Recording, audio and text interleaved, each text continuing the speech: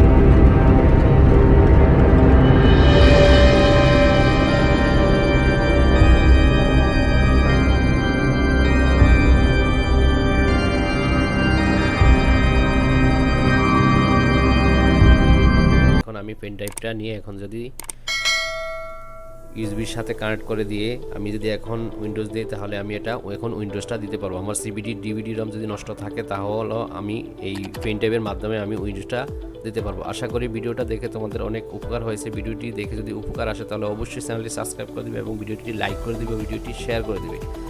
তা দেখা হবে আবার পরবর্তী নতুন কোনো ভিডিওতে। সেই পর্যন্ত সবাই ভালো থেকো। ধন্যবাদ সবাইকে।